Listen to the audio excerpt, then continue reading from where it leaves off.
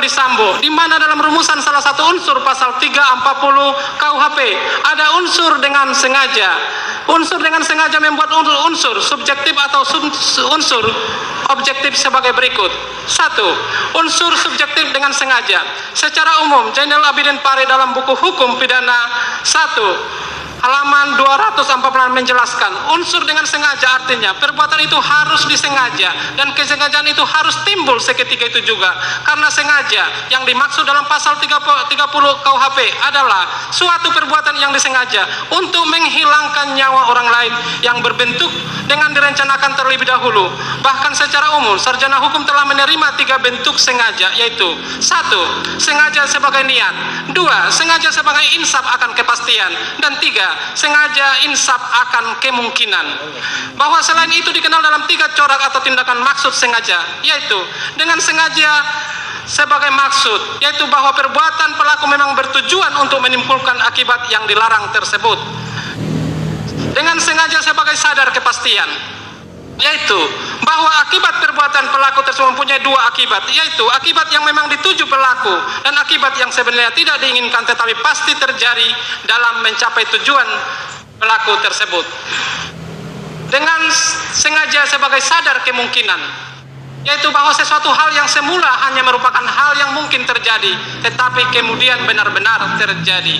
Bahwa dari teori kehendak dari 3 corak atau tingkatan maksud sengaja tersebut di atas dapat menyimpulkan maksud sengaja dari adanya kehendak untuk berbuat sesuatu, di mana pelaku mengetahui atau menyadari apa yang diperbuatnya, atau niat, kehendak, maksud, tujuan daripada pelaku untuk melakukan suatu perbuatan pidana, baik sebagaimana maksud atau sebagai sadar kepastian atau sadar kemungkinan. Menurut Anwar, hukum pidana bagian buku 3 halaman 89 mengenai unsur sengaja sebagai niat, yaitu hilangnya nyawa seseorang harus dikehendaki, harus memiliki tujuan. Suatu perbuatan dilakukan dengan maksud atau tujuan atau niat untuk menghilangkan nyawa seseorang. Timbulnya akibat hilangnya seseorang tanpa dengan sengaja atau maksud tidak dapat dinyatakan sebagai pembunuhan. Jadi dengan sengaja berarti mempunyai maksud atau niat atau tujuan untuk menghilangkan nyawa seseorang.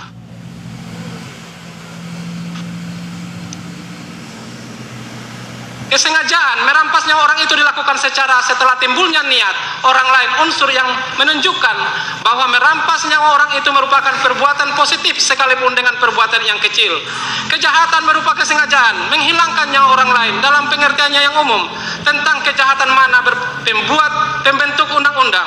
Selanjutnya juga masih membuat perbedaan kesengajaan menghilangkan nyawa orang lain tidak direncanakan terlebih dahulu telah diberi nama dengan kesengajaan menghilangkan nyawa orang lain dengan direncanakan terlebih dahulu sebagaimana diatur dalam pasal 33 KUHP, sedangkan MOR diatur dalam pasal 340 KUHP.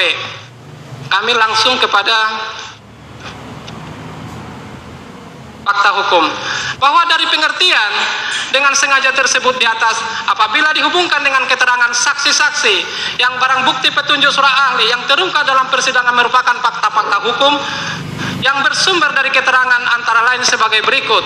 Saksi Riki Rijal Wibowo, bahwa benar pada tanggal 7 Juli 2002 kemudian saksi turun ke lantai 1 mengamankan senjata api milik korban Nopriansa Yosua Huta Barat dan senjata laras panjang Steyr AK yang berada di kamar ADC untuk dipindahkan ke kamar Tribrata Putra Sambo untuk diamankan. Bahwa benar pada tanggal 8 Juli 2022 sekitar jam 10 WIB saksi melakukan persiapan untuk kembali ke Jakarta dengan menggunakan 2 unit mobil, 1 Lexus nomor Pol B1MA dengan penumpang saksi Kuat Maruf sebagai supir, Richard Eliezer di sebelah kiri supir, saudara Putri Chandrawati duduk di tengah, dan di kursi bagian kanan duduk saksi Susi, dan mobil kedua, mobil Lexus nomor polisi L197 ZX dengan penumpang saksi sebagai supir dan korban Nopriansa Huta Barat duduk di sebelah kiri. Bahwa benar sekitar jam 16 rombongan tiba di rumah di Jalan Saguling nomor 3 Jakarta Selatan dan langsung parkir di depan rumah kediaman menunggu di dalam kediaman bersama-sama dengan korban menunggu di depan kediaman bersama-sama dengan korban Nopriansa, saksi Richard Eliezer Pudium, saksi Damson, saksi Prayogi, saksi Ajan Romer, saksi Kuat, dan 2 orang patwal. Saksi yaitu saksi nggak perlu kami bacakan ya, tapi saksi saya yang mendukung keterangan dengan sengaja yaitu saksi Ricky Rijal Wibowo, saksi Richard Eliezer Pudium Lumiu. Langsung ke bagian penjelasan bahwa dari keterangan para saksi dan terdakwa Ferdy Sambo tersebut di atas diberikan di depan persidangan yang merupakan fakta hukum diperoleh dari saksi Ricky Rijal Wibowo, saksi Richard Eliezer Pudium Lumiu, saksi Kuat Maruf, terdakwa Ferdy Sambo jelas dan tegas bahwa terdakwa Ferdy Sambo pada hari Jumat dini hari tanggal 8 Juli menerima telepon dari saudara Putri Chandrawati yang menyampaikan perbuatan korban Nopriansa Yosua Huta Barat, sehingga terdakwa Ferdy Sambo ada kehendak untuk berbuat sesuatu. Kemudian tanggal 8 Juli sekitar pukul 15.24 WIB di rumah Saguling, terdakwa Ferdy Sambo menunggu kedatangan saudara Putri Chandrawati dari Magelang. Dan saat saudara Putri Chandrawati tiba di Magelang sekitar pukul 15.40, kemudian menceritakan peristiwa di Magelang kepada terdakwa Ferdy Sambo. Mendengar cerita tersebut, terdakwa Ferdy Sambo menyampaikan kepada saudara Putri Chandrawati akan mengklarifikasi pada malam hari. Kemudian terdakwa Ferdy Sambo menggunakan HT untuk memanggil saksi Ricky Rijal naik ke lantai 3, dan saat bertemu terdakwa Ferdy Sambo secara sadar menyampaikan maksudnya, niatnya kepada saksi Ricky Rijal, kamu backup saya kalau Yosua melawan, lalu mengatakan kamu berani nggak tembak dalam hal ini korban Nopriansa Yosua Huta Barat. Kemudian saksi Ricky Rijal Wibowo menjawab, tidak berani Pak, karena saya tidak kuat mentalnya. Penyampaian tersebut merupakan maksud atau dolus directus bahwa penyampaian perbuatan terdakwa Ferdy Sambo tersebut memang bertujuan untuk menimbulkan akibat yang dilarang, dalam hal ini menghilangkan nyawa korban Nopriansa Yosua. Mendengar jawaban saksi Rijal Wibowo tersebut, terdakwa Ferdy Sambo merasa tidak puas jika kehendaknya untuk menghilangkan nyawa korban Nopriansa Yosua tidak terlaksana, sehingga untuk mencapai tujuannya terdakwa Ferdy Sambo menyampaikan meminta kepada saksi Ricky Pudium Lumiu, dan saat itu saksi Ricky Rijal Wibowo yang sudah mengetahui maksud tujuan terdakwa Ferdy Sambo tanpa berpikir panjang langsung menemui saksi Richard Eliezer Pudium Lumiu, lalu menyampaikan bahwa saksi Richard Eliezer Pudium dipanggil oleh terdakwa Ferdy Sambo dengan perkataan cat, dipanggil Bapak ke lantai 3, naik lift aja cat. Lalu saksi bertanya, untuk apa Bang? Saksi Ricky Rijal menjawab, nggak tahu. Atas penyampaian tersebut, saksi Richard Eliezer Pudium menemui terdakwa Ferdy Sambo di lantai 3, dan saat bertemu kemudian terdakwa Ferdy Sambo menanyakan tentang kejadian di Magelang. Dijawab oleh saksi Richard Eliezer, tidak tahu Pak. Kemudian terdakwa Ferdy Sambo berpikir dengan tenang menyampaikan kehendaknya kepada saksi Richard Eliezer Pudium Lumiu terlebih dahulu menceritakan peristiwa Magelang. Kemudian terdakwa Ferdy Sambo secara sadar menyampaikan maksudnya, niatnya kepada saksi Richard Eliezer Pudium Lumiu dengan perkataan, kamu sanggup gak tembak Joshua? Dijawab dengan siap komandan. Menjawab terdakwa Ferdy Sambo kepada saksi Richard Eliezer Pudium Lumiu, ini pun disampaikan secara tenang dan sadar merupakan maksud dolus directus yang memang bertujuan menimbulkan akibat dilarang, dalam hal ini menghilangkan nyawa korban Nopriansa Yosua Huta Barat. Bahwa maksud dan tujuan yang disampaikan oleh terdakwa Ferdy Sambo baik kepada saksi Ricky Rijal Wibowo maupun kepada saksi Richard Eliezer merupakan bentuk kesengajaan, offset atau dolus yang bertujuan menghilangkan nyawa orang lain, dalam hal ini korban Nopriansa Yosua Huta Barat. Kehendak terdakwa Ferdy Sambo tersebut sesuai dengan pendapat Jainil Abidin Farid dalam buku Hukum Pidana 1 dan pendapat Anwar Hukum Pidana bagian buku 2, dan terdakwa Ferdy Sambo sebagai orang yang berpendidikan dan berpangkat tinggi dengan kedudukan, jabatan yang mumpuni telah menyadari, mengetahui kemungkinan akan timbul suatu akibat yang dilarang oleh undang-undang, dan telah menyadari kemungkinan akan timbul suatu akibat lain jika penyampaian kepada saksi Ricky Rijal Wibowo, saksi Richard Eliezer Pudium Lumiu akan menghilangkan korban Nopriansa Yosua Huta Barat. bahwa untuk melaksanakan maksud tujuan daripada terdakwa Ferdi Sambo, kemudian memberikan 1 kotak peluru kepada saksi Richard Eliezer Pudium Lumiu dengan tujuan untuk menambahkan magazen dengan peluru untuk digunakan menembak atau menghilangkan nyawa korban Nofriansah Yosua Huta Barat. Lalu saksi Richard Eliezer Pudium Lumiu menerima 1 kotak peluru tersebut dan menambahkan peluru ke dalam magazen, lalu dipasangkan di senjata AP Glock 17 milik saksi Richard Eliezer Pudium Lumiu. Kemudian terdakwa Ferdi Sambo meyakinkan saksi Richard Eliezer Pudium Lumiu mengatakan bahwa akan menjaga saksi Richard Eliezer Pudium Lumiu karena kalau terdakwa Ferdi Sambo SH, SIK, MH yang membunuh, menembak, tidak ada yang bisa menjaga kita semua. Kemudian terdakwa Ferdi Sambo menentukan lokasi pelaksanaannya dengan mengatakan lokasinya di 46. Selanjutnya, terdakwa Ferdi Sambo menjelaskan lagi berulang-ulang tentang skenario yang telah dibuat oleh terdakwa Ferdi Sambo. Kemudian mengatakan nanti semua dalam hal ini saksi Richard Eliezer Pudium Lumiu, saksi Ricky Rizal Wibowo, korban Nofriansah Huta Barat, saksi Kuat Maruf, saudari Putri Candrawati, terdakwa Ferdi Sambo ke Duren 3. Kemudian mengatakan kalau ada tanya bilang saja mau isolasi. Skenario, cerita karangan, cerita bohong tersebut yaitu korban Nofriansah Yosua Huta Barat melecehkan saudari Putri Candrawati. Saudari Putri Candrawati teriak minta tolong, lalu saksi Richard Eliezer Pudium Lumiu respon dan korban Nofriansah Yosua Huta Barat menembak. Saksi Richard Eliezer Pudium Lumiu dan saksi Richard Eliezer Pudium Lumiu menembak balik ke korban Nofriansah Yosua Huta Barat. Kemudian terdakwa Ferdi Sambo meyakinkan lagi dengan mengatakan saksi Richard Eliezer Pudium Lumiu aman karena membela saudari Putri Candrawati dan membela diri. Bahwa agar lebih sempurna pelaksanaan kehendak dari terdakwa Ferdi Sambo untuk merampas nyawa korban Nofriansah, kemudian terdakwa Ferdi Sambo menanyakan kepada senjata api milik korban Nofriansah Yosua, keberadaan senjata api milik korban Nofriansah Yosua kepada saksi Richard Eliezer, yang dijawab senjata korban Nofriansah Yosua Huta Barat di mobil Lexus LM diketahui karena disimpan oleh saksi Ricky Rizal Wibowo di mobil Lexus LM. Selanjutnya, terdakwa Ferdi Sambo menyuruh saksi Richard Eliezer untuk mengambil senjata korban Nofriansah dan senjata api HS tersebut diserahkan kepada terdakwa tujuan agar korban Nofriansah lebih mudah dieksekusi.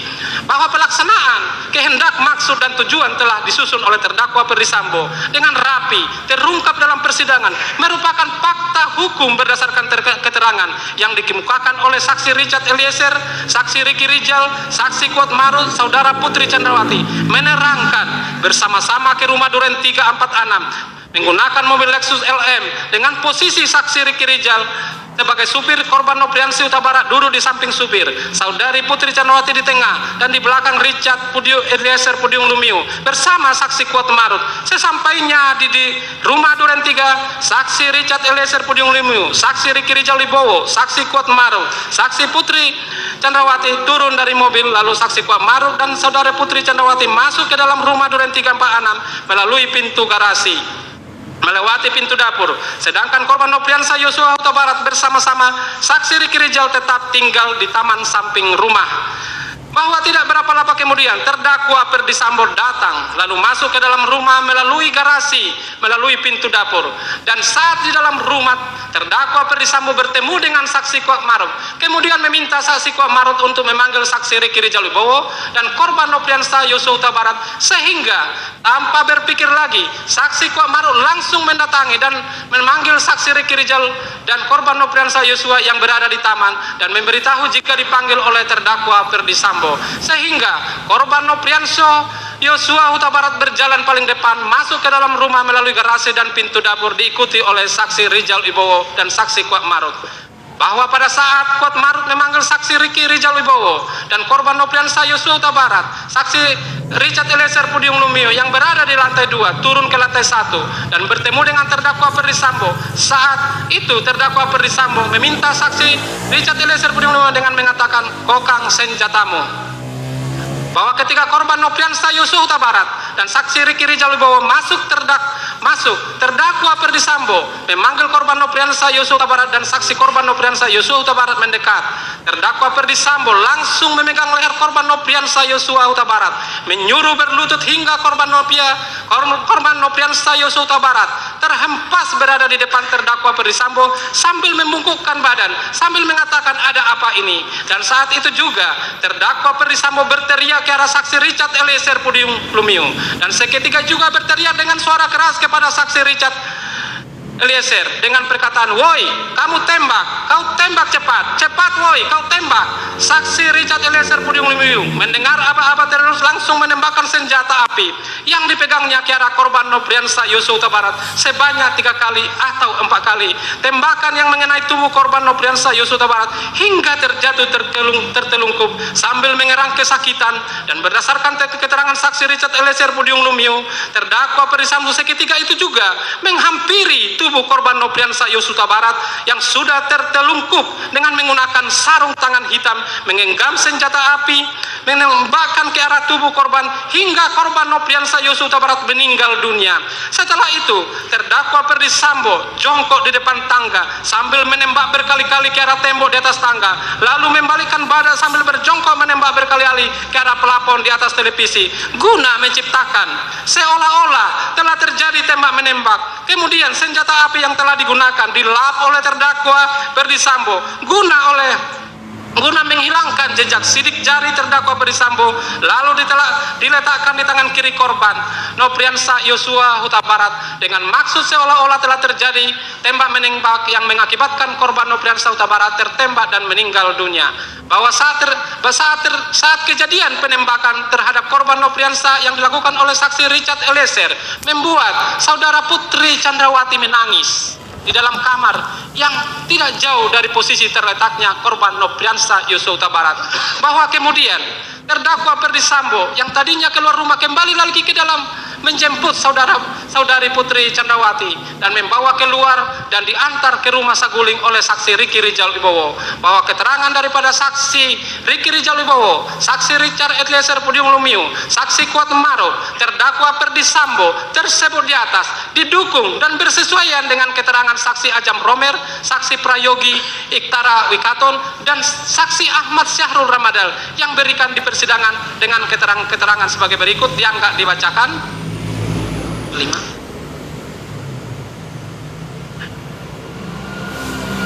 Bahwa fakta hukum yang dikemukakan oleh saksi Ajam Romer, ajudan, bersama saksi Prayogi Iktara Wikaton, supir, di persidangan keduanya memberikan keterangan yang saling bersesuaian, menerangkan mengawal terdakwa Perdisambo pada tanggal 8 Juli 2022 dari pagi sekitar pukul 7.20 WIB hingga sore sampai terjadinya peristiwa penembakan terhadap korban Nopriansah Yosua Huta Barat, di mana sebelumnya sekira pukul 15 mengantar terdakwa Perdisambo menuju kediaman di Jalan Bangka nomor 7 mengambil raket badminton karena ada bermain badminton di Sawangan Depok. Kemudian menuju kediaman di Jalan Saguling. Kemudian terdakwa Perdisambo masuk ke dalam rumah. Tidak berapa lama kemudian rombongan dari Magelang, yakni saudara Putri Chandrawati, saudara saksi Kuat Maruf, saksi Richard Eliezer Pudium Lumiu, saksi Ricky Rijal Wibowo, dan saksi Susi serta korban Nopriansah Yosua Huta Barat. Dan tidak berapa lama kemudian rombongan dari Magelang, yaitu yakni saksi Putri Chandrawati, saksi Kuat Maruf, saksi Richard Eliezer Pudium Lumiu, saksi Ricky Rijal Wibowo, dan korban Nopriansah Yosua Huta Barat berangkat menuju kediaman di Jalan Duren 346 menggunakan mobil Lexus Alphard B1 MAH. Dan tidak berapa lama kemudian sekitar jam 17 WIB terdakwa Perdisambo bersama-sama saksi Ajam Romer, saksi Prayogi, Saksa Parhan berangkat untuk main badminton ke Sawangan Depok. Dalam perjalanan setelah melewati kediaman Jalan Duren 346, terdakwa Perdisambo mengarahkan untuk berhenti di kediaman Jalan Duren 346. Selanjutnya, terdakwa Perdisambo turun dari mobil dan ketika maju selangkah terjatuh senjata HPHS dan langsung dipungut sendiri oleh terdakwa Perdisambo yang saat itu sudah menggunakan sarung tangan warna hitam dan masuk ke rumah melalui garasi samping. Dan saksi Ajam Romer bersama saksi Prayogi Iktara dan saksi Parhan telah menunggu di jalan dekat mobil. Tidak berapa lama kemudian terdengar suara tembakan dalam rumah dinas Duren 346. Kemudian saksi Ajam Romer mengecek ke depan rumah, mendengar lagi suara tembakan, lalu saksi Ajam Romer masuk ke dalam rumah melewati garasi samping. Tepat di garasi dalam, tiba-tiba terdakwa Perdisambo keluar dan berkata, "Ibu, di dalam, ibu-ibu di dalam. Kemudian saksi masuk ke dalam rumah, melihat ada saksi Riki Rijal Wibowo berdiri di depan pinggir kaca kolam ikan, dan melihat saksi Kuat Maruf berdiri di depan kaca kolam ikan dekat tangga, melihat tubuh korban Nopriansa Yosua Huta Barat tergeletak dekat tangga, dan melihat saksi Richard Eliezer Pudium Lumiu berdiri di antara kursi pijat dan pintu kamar saudara Putri Candrawati. Dan bebersaat kemudian terdakwa Ferdy Sambo masuk ke dalam kamar menjemput saudari Putri Candrawati, kemudian keluar dari rumah. Dari keterangan saksi Ajam Romer bersesuaian dengan keterangan saksi Ahmad Syahrul Ramadan, seorang supir ambulans, pada Jumat tanggal 8 Juli 2002 sekitar pukul 19.20 di rumah Duren 346. Saksi Ahmad Syahrul Ramadan membawa tandu alat bantu eksekusi ke dalam rumah melalui pintu samping garasi menuju samping tangga depan rumah gudang untuk mengecek keadaan korban, dan setelah melakukan pengecekan di nadi bagian leher dan tangan sebelah kiri, ternyata korban sudah meninggal dunia. Kemudian memasukkan jenazah ke dalam kantong jenazah dan mengangkat kantong jenazah menggunakan tandu menuju ke dalam mobil ambulans untuk dibawa ke Rumah Sakit Polri Kramat Jati, Jakarta. Bahwa keterangan para saksi tersebut di atas, yakni saksi Riki Rijal Wibowo, saksi Richard Eliezer Pudium Lumiu, saksi Kuat Maruf, terdakwa Ferdy Sambo, didukung dan bersesuaian dengan keterangan saksi Ajam Romer, saksi Prayogi Iktara Katon, saksi Ahmad Syahrul Ramadan, juga bersesuaian dengan pendapat ahli Dr. Effendi Saragi, bersesuaian dengan pendapat ahli Dr. Ahli Alfi Sahari, dengan menerangkan, tidak perlu dibacakan, dengan kesimpulan bahwa barang bukti yang telah disita di pengadilan tersebut merupakan barang bukti yang digunakan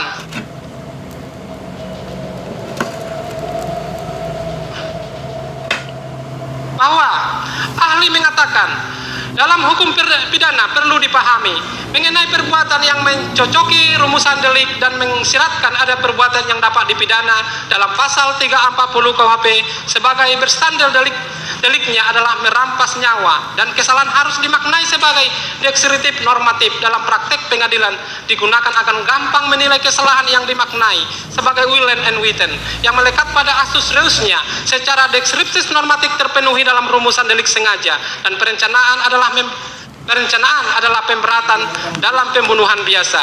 Dalam pasal 340 KUHP menghendaki delik commission, yaitu yakni melakukan perbuatan bukan tidak melakukan perbuatan. Pasal 340 KUHP secara delik tidak merumuskan kualifikasi, namun kualifikasi deliknya ada unsur sengaja dan direncanakan. Bahwa berdasarkan keterangan para ahli tersebut di atas, saksi Riki Rijal Wibowo, saksi Richard Eliezer Pudium Lumiu, saksi Kuat Maruf, terdakwa Ferdy Sambo didukung dan bersesuaian dengan keterangan saksi Ajam Romel, saksi Prayogi Iktara Pikaton, saksi Ahmad Syahrul Ramadan, juga bersesuaian dengan pendapat ahli Dr. Alfi Sahari, SHM Hum, serta bersesuaian dengan barang bukti yang telah dilakukan penyitaan dan diperlihatkan di persidangan kepada para saksi terdakwa, dan barang bukti tersebut telah diakui dan dibenarkan oleh para saksi dan terdakwa sebagai berikut, tidak perlu dibacakan langsung. Barang bukti yang telah disita di pengadilan negeri tersebut merupakan barang bukti yang digunakan sebagai alat untuk menghilangkan nyawa dan mengakibatkan korban Nopriansa Yosua Huta Barat meninggal dunia, sebagaimana keterangan saksi Richard Eliezer Pudium Lumiu, saksi Riki Rijal Wibowo, saksi Kuat Maruf. Dengan demikian, perbuatan menghilangkan nyawa korban Nopriansa Yosua dikehendaki oleh terdakwa Ferdy Sambo agar korban Nopriansa Yosua Huta Barat meninggal dunia sebagaimana pendapat Wirjono Projo Dikoro, tindak pidana tertentu di Indonesia, Bandung, halaman 63, yang menggolongkan sebagai bentuk sengaja insaf akan kepastian dengan penjelasan. Kesengajaan semacam ini ada apabila si pelaku dengan perbuatannya itu bertujuan untuk mencapai akibat yang akan menjadi dasar tindak pidana, kecuali tahu benar bahwa akibat ini mengikuti perbuatan lain. Lebih selanjutnya, FAF Lamintang mengemukakan sengaja insaf akan kemungkinan sebagai berikut. Pelaku yang bersangkutan pada waktu melakukan perbuatan itu untuk menimbulkan suatu akibat yang dilarang oleh undang-undang telah menyadari kemungkinan akan timbul suatu akibat yang dilarang oleh undang-undang, telah menyadari kemungkinan akan timbul suatu akibat lain daripada akibat yang memang dikehendaki. Dengan demikian, berdasarkan keterangan saksi, surat, dan barang bukti yang dikemukakan di persidangan ini, dengan sengaja telah terbukti menurut hukum. Sudah.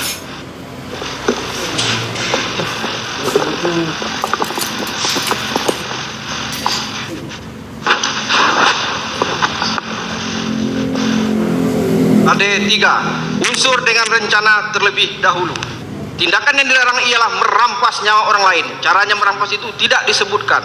Karenanya segala cara merampas jiwa dicakup oleh pasal 338 KUHP. Misalnya, memukul, menendang, kemaluan, menusuk, menyembelih, menembak, menyetrum dengan aliran listrik, menggantung, mencekik, meracun, menenggelamkan, menjatuhkan dari suatu ketinggian, diikat atau dikurung dengan tidak diberi makan sampai mati, dan lain-lain sebagainya.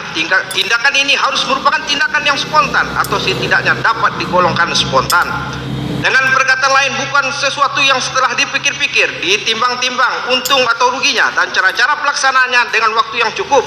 Yang dalam hal ini diterapkan pasal 340 KUH pidana. Yang dimaksud secara spontan di sini ialah begitu ia merasa tersinggung dan tergugah melakukan pembunuhan, langsung ia mencari alat yang digunakannya untuk melakukan pembunuhan.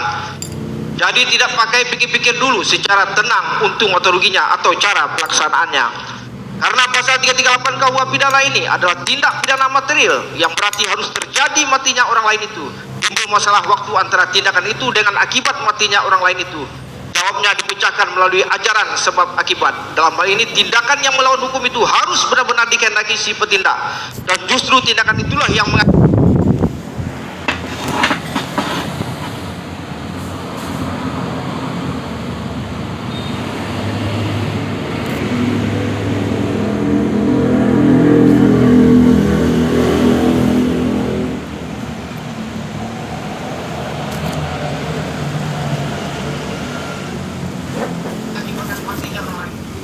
tindakan lain.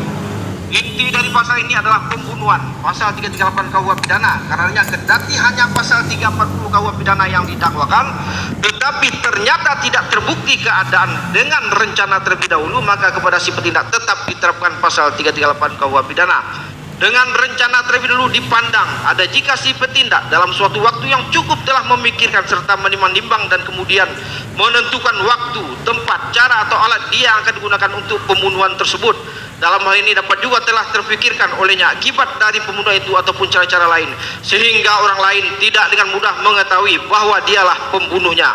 Apakah ia secara tenang atau emosional pada waktu yang cukup itu untuk memikirkannya tidaklah terlalu penting. Yang penting ialah bahwa waktu yang cukup itu tidak dapat dipandang lagi sebagai suatu reaksi yang segera yang menyebabkan dia berkehendak melakukan pembunuhan itu. Ada beberapa hal yang perlu diperhatikan antara materi perencanaan dengan pembunuhan itu.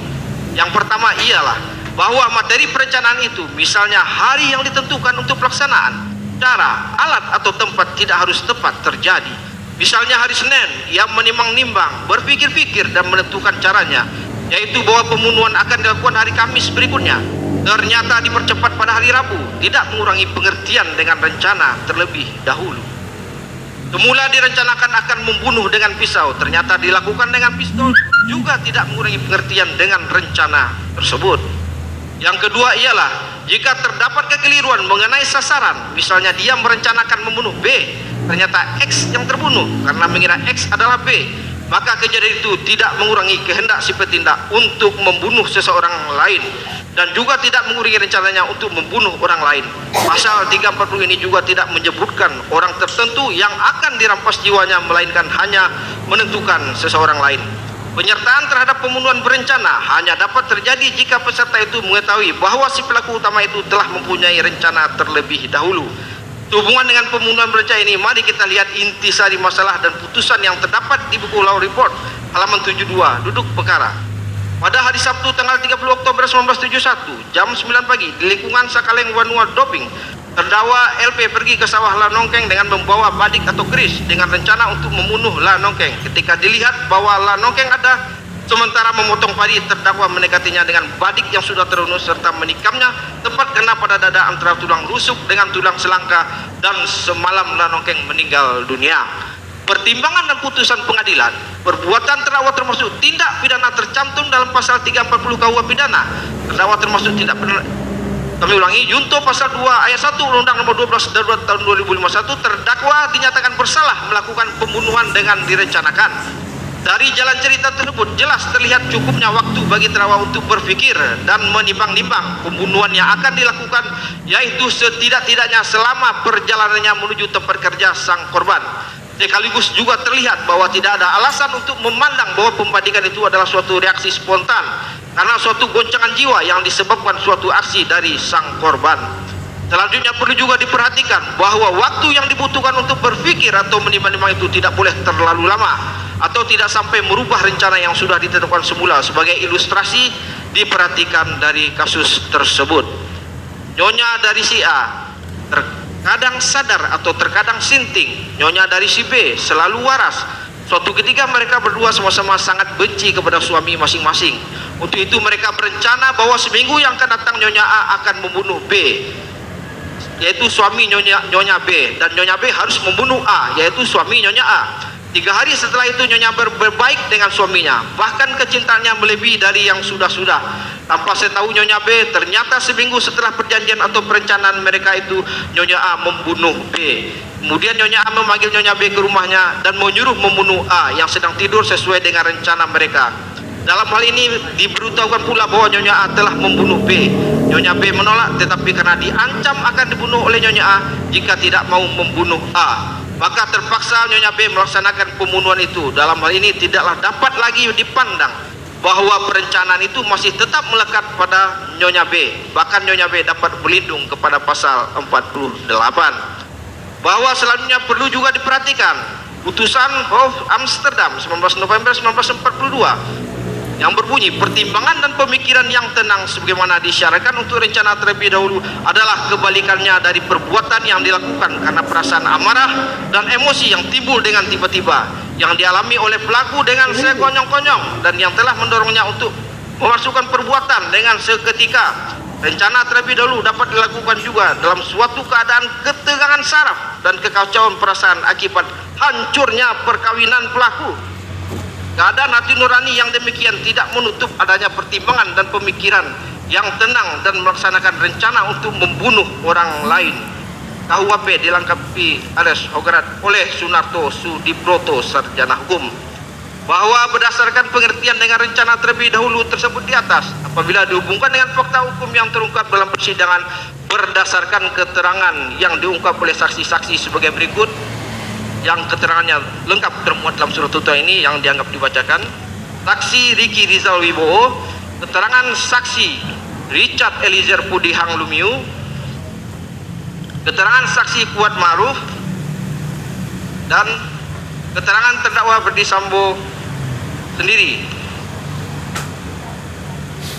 Bahwa fakta hukum tersebut di atas bersumber dari keterangan saksi Ricky Rizal Wibowo, keterangan saksi Richard Eliezer Pudihang Lumiu, keterangan saksi Kuat Maruf, dan keterangan terdakwa Ferdy Sambo dikemukakan di persidangan dengan tegas dan jelas menerangkan bahwa saudari Putri Chandrawati sewaktu berada di Magelang pada tanggal 8 Juli 2022 dini hari sambil menangis menelpon terdakwa Ferdy Sambo menyampaikan mengenai perbuatan korban Nofriansah Yosua Huta Barat terhadap saudari Putri Chandrawati dan berencana akan pulang ke Jakarta pada pagi hari dan akan menceritakan kejadian sebenarnya kepada terdakwa Ferdy Sambo. Dan pada hari Jumat tanggal 8 Juli 2022 sekira pukul 10.00 WIB, saksi pulang ke Jakarta dari Magelang dengan menggunakan mobil Lexus hitam nomor Pol B1 Mah dengan penumpang saksi Susi, saksi Kuat Maruf, dan saksi Richard Eliezer Pudihang Lumiu. Sedangkan saksi Ricky Rizal Wibowo dan korban Nofriansah Yosua Huta Barat berada di mobil yang berbeda. Dan sesampainya di Jakarta di rumah Saguling sekitar pukul 15.40 WIB, saudari Putri Chandrawati masuk ke rumah melakukan tes swab dan naik ke lantai 3 ditemani oleh saksi Kuat Ma'ruf menemui terdakwa Ferdy Sambo dan menceritakan kejadian di Magelang kepada terdakwa Ferdy Sambo. Mendengar cerita tersebut, terdakwa Ferdy Sambo mengatakan akan mengkonfirmasi kepada korban Nofriansah Yosua Huta Barat nanti malam.